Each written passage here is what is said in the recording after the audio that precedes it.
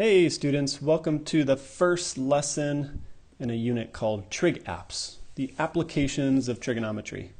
And I just want to let you know right now some of the topics will be a little bit disconnected, but at least the first topic, which has two parts, will be connected as far as vectors go. So we'll look at some other things later and get into some really cool looking graphs. So topic 4 and 5, we kind of switch gears a bit. So what I have in front of you is basically a vector. This green arrow is a visual way to understand a vector, and it's just representing a movement from one spot to another. This is Victor. I don't know if I'm going to use him again. Basically, he gets really frustrated. People always call him Vector, and he's actually called Victor. Let's get started with some actual content. The first part I want to talk about is what two-dimensional vectors actually are. Like I showed you on the first slide, if we had a coordinate plane and we drew a ray, what that ray is a directed line segment. Now, there's a point here, and that point we could call A comma B. And this is a great thing to write, by the way. And then the component form, which I'll describe in just a minute, is A comma B with these sideways V's, basically. One more time. A comma B, that's a point. So when there are parentheses, it's a point. And A comma B with these special vector parentheses is the component form. That A comma B in component form really demonstrates and communicates a directed line segment. It's also an arrow that represents a vector, meaning we have this arrow that we drew and it's showing a movement. And finally, that A comma B is in component form.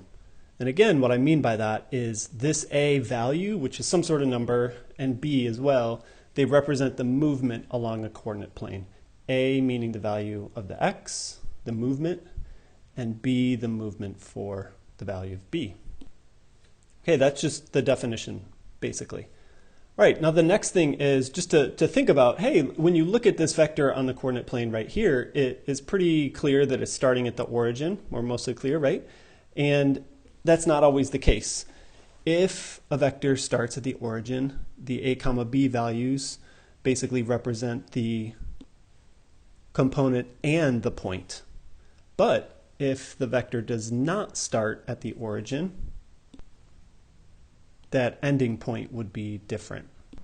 All right, so let's say that the vector started at some initial point. Doesn't matter where. That's basically just called the start of that vector, the start of where you're moving from point A to point B. Not these A's and B's, but you know what I mean. Now, the start, we're just going to call that x1, y1, some point in the coordinate plane. Then that means that there's going to be a terminal point on the vector, basically a point in which it ends. So let's call that x2, y2. So we're starting somewhere, we're ending somewhere. And this is like you going to your friend's house or moving an object, whatever. Then the way that we find the component form, writing it in this form with the little vector notation, is we use the head minus the tail rule.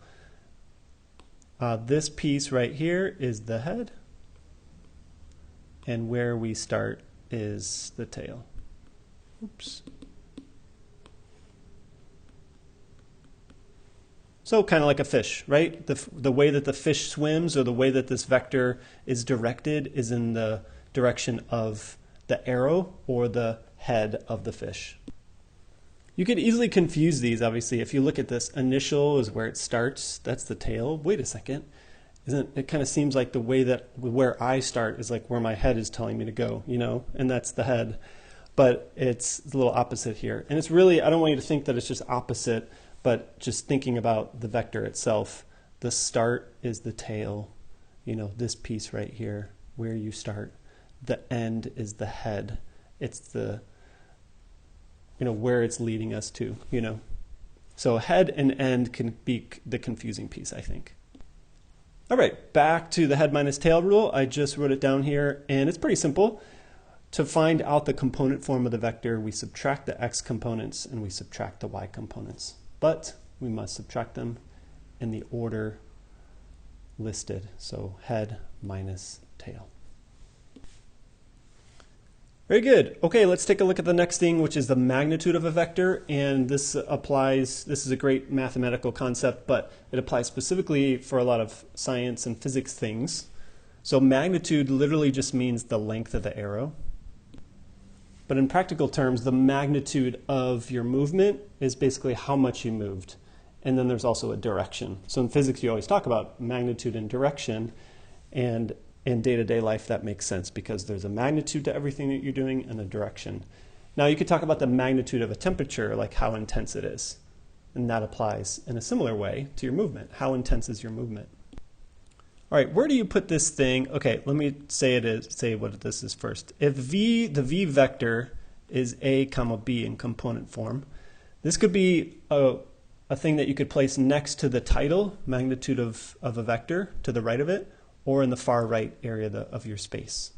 So if we're just defining the v vector, as a comma b in component form, then the magnitude, it's called v with the absolute value bars around it, and there's a reason for that.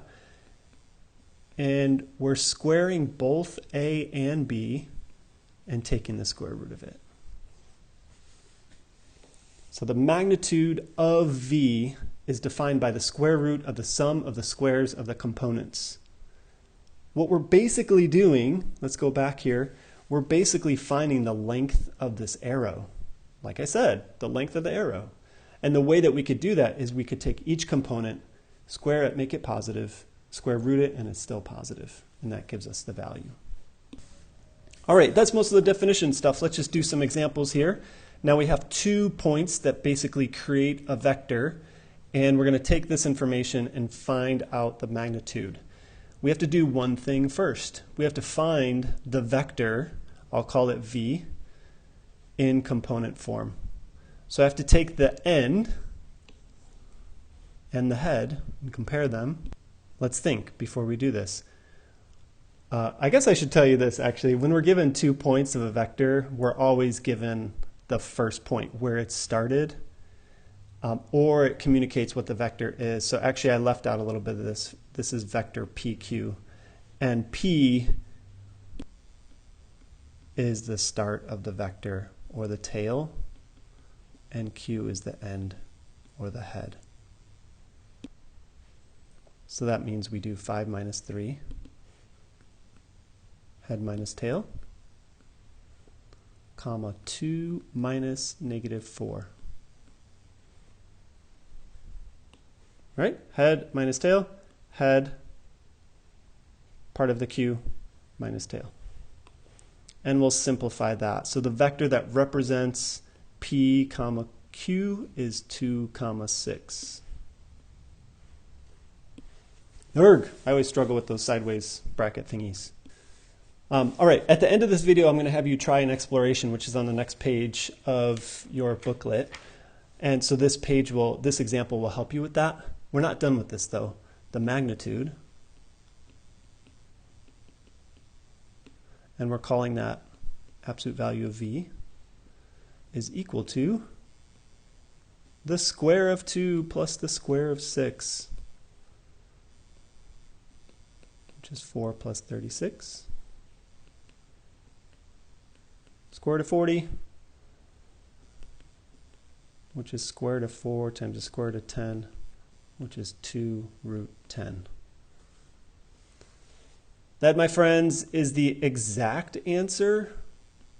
Sometimes your exercises will look for the exact answer, and sometimes they'll look for an estimate. That's the exact answer, which we like in math. Okay, you doing all right?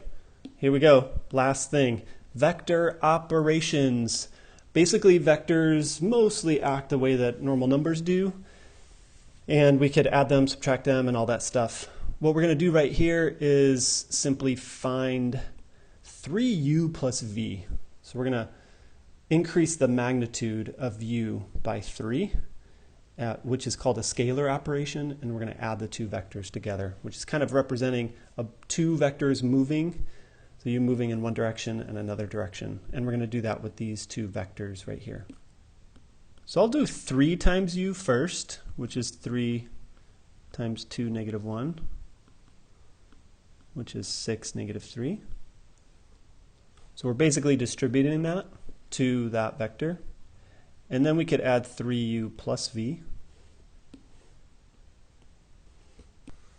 So now that's 6 plus our original 5, right up there.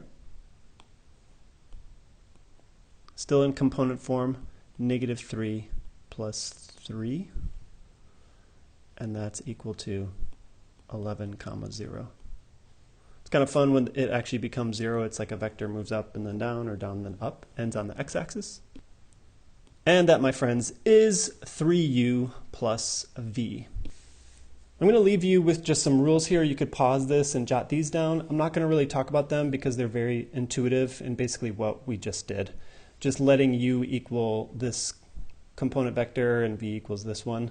These green things are just two rules that apply to all vectors. There are some other ones, but we'll talk about them at a later date in topic 2.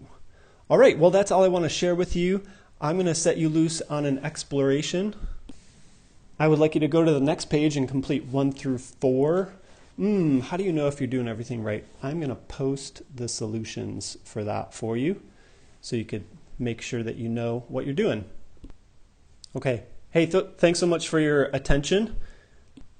Talk at you in the next video.